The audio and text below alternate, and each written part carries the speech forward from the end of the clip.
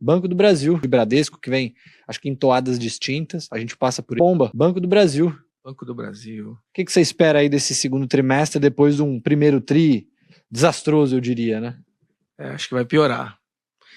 Infelizmente, o banco vem vem absorvendo a piora no agro. O agro que começou a dar problemas já faz um tempo e veio piorando. Esse ano começou a ter muita recuperação judicial.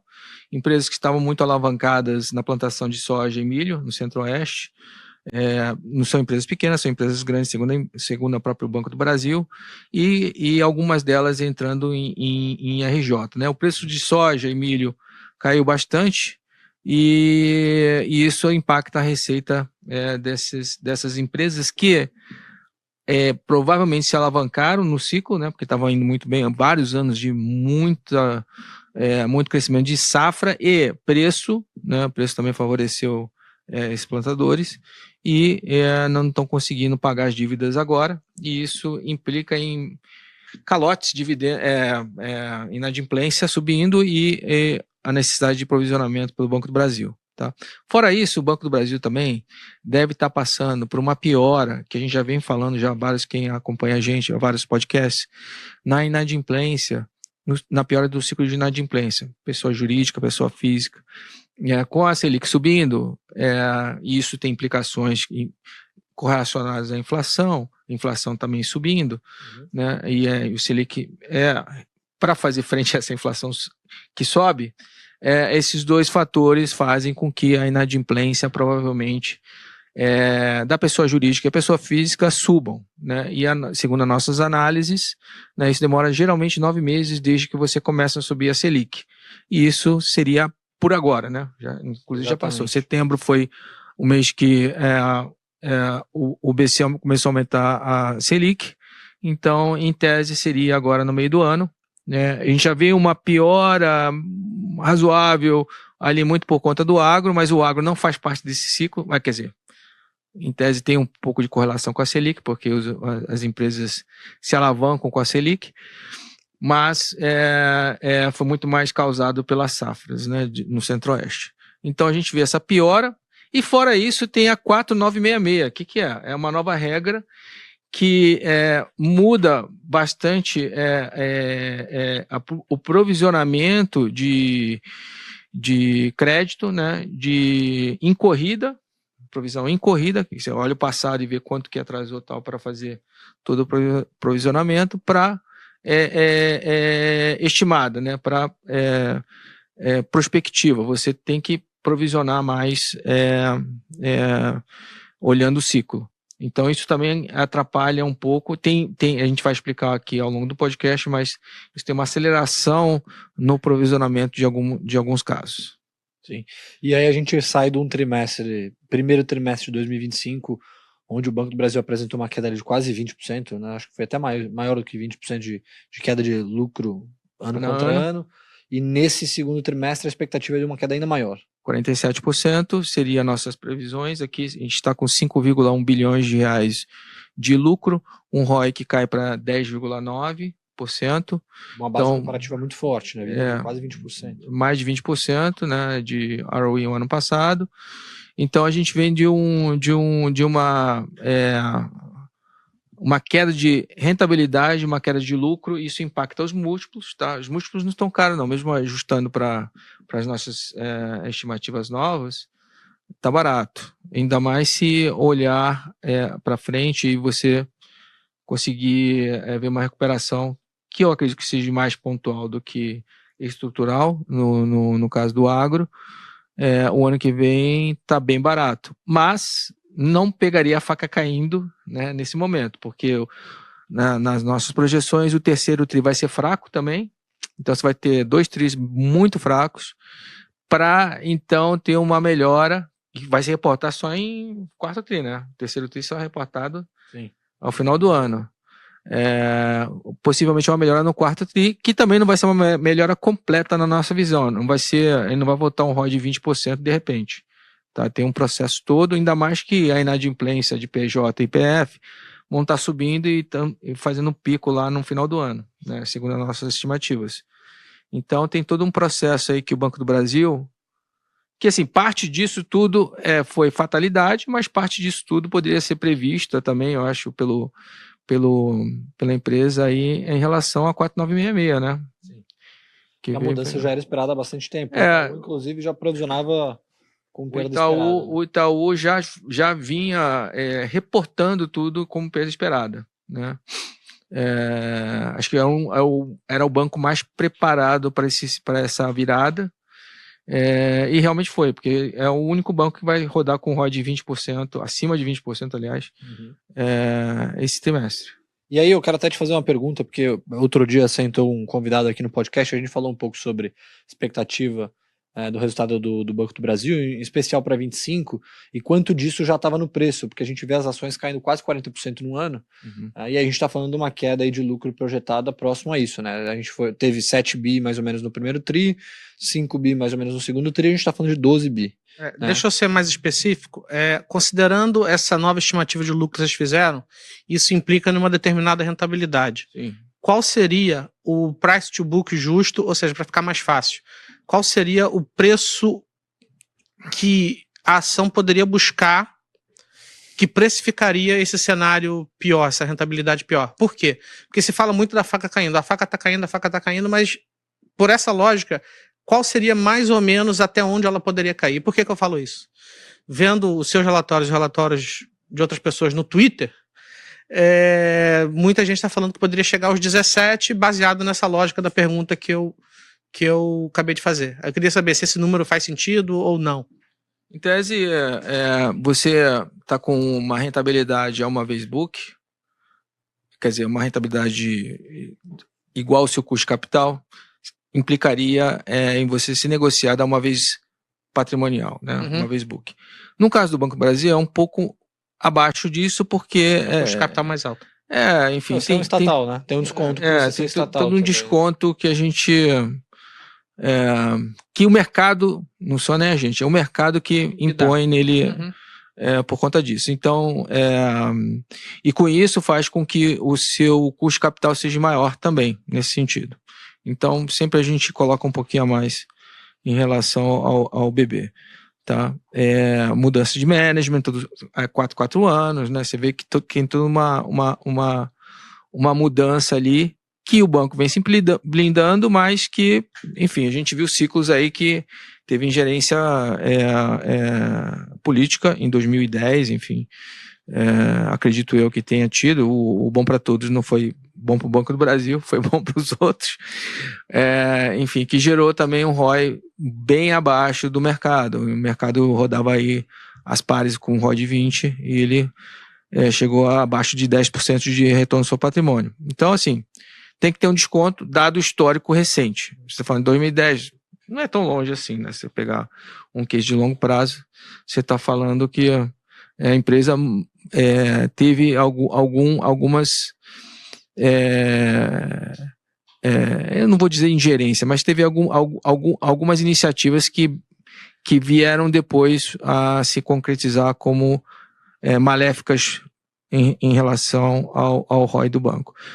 Eu acredito que hoje em dia não esteja muito mais protegido, né? Essa questão do agro e tudo mais, acredito que não tenha sido proposital ou política, né? É uma fatalidade ali do segmento. É tipo o Liberation Day para petróleo. Ninguém tinha no modelo, aconteceu, derrubou para baixo. Assim. Aí você vai me perguntar, mas cara, mas a agro é um pouco mais arriscado também, então teria que ter... É cíclico, né? É bem mais arriscado, assim, sempre foi um tendão de Aquiles, ficou muito bom e tá todo mundo indo pro agro, porque é a única coisa que cresce no Brasil hoje, né? E mesmo com o que me preocupa um pouco, mesmo com essa piora no preço do soja e milho, você teve esse impacto todo no balanço do Banco do Brasil, né? O Banco do Brasil tem 400 bilhões só de agro, né? Um ponto percentual a mais de inadimplência é 4 bilhões, né? Transitando ali pelo seu lucro, né? Então isso é muita grana, entendeu? O banco vinha com uma inadimplência quase zero, nesse segmento, muito por conta do ciclo, que foi muito bom por vários anos, e agora começa a subir. A gente saiu de 0 e pouquinho para 3 e pouquinho, entendeu? São 3 pontos percentuais, ó, vezes 400 bi, você está falando de um delta de 12 bilhões, né? Então, acho que é mais ou menos nessa ótica que a gente olha. Ele sempre negociou com desconto em relação aos pares, né? Você falou por ser estatal, mas eu acho que num determinado momento, quando você teve a rentabilidade muito boa por conta do agro, acho que também o mercado começou a colocar um desconto a mais pela possibilidade de virada no ciclo. Eu acho que está colocando agora, né? Porque naquela época, assim, ele chegou a bater 0,8 vezes price to book, né? Ainda abaixo. Ele nunca negociou a uma vez nesse recente... Esses últimos 5 anos. Lá atrás acho que já chegou, mas enfim, eu não vejo ele negociando a uma vez tão cedo por conta disso. Eu até estava monitorando esse gráfico que ele traz o desconto relativo de Banco do Brasil em relação aos incumbentes, né, aos outros bancos, e parece que a gente voltou para o menor patamar dos últimos 5 anos. É difícil falar, né, porque a gente, como vocês falaram, a faca caindo, tava fazendo uma conta aqui de 12 bi, se a gente analisar o resultado projetado do primeiro semestre, a gente tem 24 bi no ano, contra uma base de 40, se eu não me engano, que foi 2024. Então, 24 sobre 40, você vai ter 0,6, então dá 40% de queda no contra-ano. As ações já caíram uns 30, talvez desde o pico. Então, tá negociando a 0,6 ainda, né? 0,6 vezes price to book, price valor patrimonial, preço valor patrimonial, não é assim, já negociou menos. Já negociou 0,4. 0,4, né? Entendeu? Então, acho que para responder sua pergunta, Vitor, 0,4 seria um bom número para... Porra, 0,4 dá quanto isso por preço por ação? É muito baixo. Ele tá negociando a 0,6, vai dar mais uns 10, 20? 10, 15% de queda, né? Entre 10 e 15. Então dá uns 16 reais, mais ou menos. Agora tá sendo... Quanto tá o preço 20, hoje? Tá 20,20? Vai dar uns 17 reais mesmo. 17 reais. É isso aí. Tá. Seria o pior cenário. Não, viu? Chegamos à mesma conclusão. Não, mas a história é importante. A inteligência por detrás dos números é importante. Não... Em tese, no ciclo normal, ele pode voltar a 0,8, até tocar a uma vez, se for mais recorrente. O preço mágico seria esses 17, mais ou menos.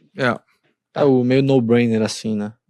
É aquela assim, é o preço do apocalipse. Tudo mais constante, eu não botaria a minha mão no fogo nesse ciclo, eu acho que tem mais para cair, então acho que a tendência é mais fraca, né, mais de queda, mas olhando para frente, se realmente o ciclo voltar, tá negociando a 3,3 vezes lucro de 2026. 0,4 do book é coisa de empresa quebrada, assim, eu diria assim, é empresa de recuperação. Mas não bateu 0,4, né? Tá 0,6. Não, eu digo assim, se chegar a 17 reais, assim, é um valuation de empresa quebrada. Eu falo isso porque o seu relatório de prévia, quando é que reporta o resultado? É a primeira linha do relatório.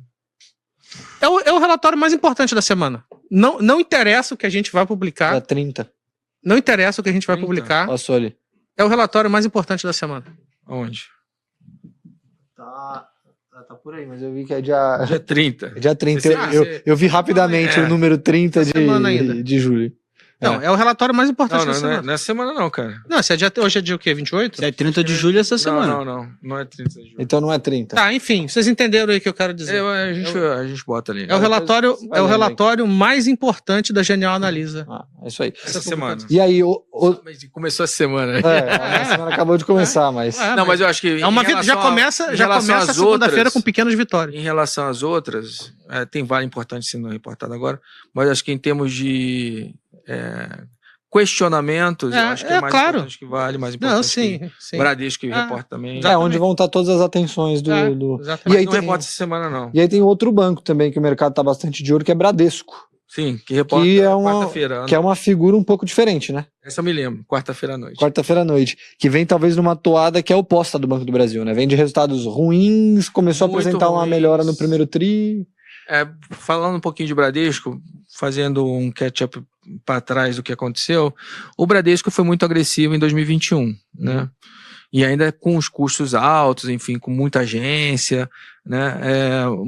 Mudando o discurso, na verdade, mas ainda com resquícios da estratégia deles de ter presença em todos os municípios, enfim, com logo, presença, enfim, era um dos poucos bancos que investia muito em ter presença física no Brasil. E aí veio a pandemia, que acelerou um pouco o processo um pouco não, muito o processo de digitalização e começou a evidenciar as empresas novas que estavam entrando. Nubank, acho que foi um caso de maior sucesso, depois Inter, mas Nubank foi emblematicamente um caso de muito sucesso e fez com que as incumbentes tentassem competir em algum momento de frente para frente com eles e acabaram se dando mal, né? Então 2021 foi um ano que todos os bancões emitiram bastante cartão para fazer frente aos novos entrantes e veio a inadimplência 2022 e 2023. Tá? Começaram a limpar a base e o Bradesco era o mais presente no baixa renda, né? A gente sempre brinca lá, o Banco do Brasil é o banco público que quer ser elite, né? Porque ele tem uma gama de clientes mais elitizado, e o Bradesco era o banco privado que queria ser banco de baixa renda, que tinha uma clientela mais focada ali no baixa renda. E acabou apanhando mais, entendeu? Então o Bradesco veio numa... Dia 14 de agosto. Dia 14 de agosto é a divulgação do Banco do No Brasil. último dia da temporada de resultados. Eles botaram lá pra frente porque eles têm também que revisar o guidance. Sim. Lembra que eles descontinuaram, sim. Então, conversando com eles, eles vão tentar vir com o guidance dessa vez, tá? Então tem o guidance de receita de margem financeira e o guidance de provisão foram suspensas. Eu nunca vi isso, mas por um tempo. Ficaram de castigo ali. E faz toda a diferença, porque é o que vai dar o impacto no lucro. Então o lucro também vai ser revisado, porque é o único banco que dá guidance de lucro, aliás. Que isso é muito bom. Bom, voltando, a gente está falando de Bradesco. De Bradesco. Então o Bradesco vem nessa toada de reestruturação de tudo, desde a parte cultural até agências, tá? Custos, etc. Fizeram um belo trabalho de footprint, né, de agências. A gente não viu ainda a parte de headcount. A gente espera que venha no segundo semestre, ano que vem, uma redução mais relevante de headcount. Tá? Eles estão com 85 mil funcionários, mas as agências caíram pela metade, né? Mais que a metade. Então acho que a gente vai ver uma mudança em relação a isso, e a estratégia de massificados, que é baixa renda, sendo anunciada no segundo semestre desse ano. Tá? O Bradesco, a gente está com uma estimativa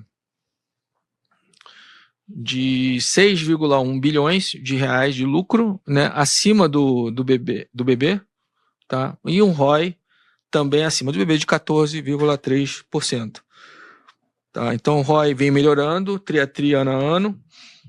Tri meio que flat, tá? Ano a ano melhora 2,5 pontos percentuais, mas o lucro melhora tanto tri como ano a ano. Então a gente está com uma estimativa de 3,6% de melhora tri e quase 30% de melhora ano a ano de lucro.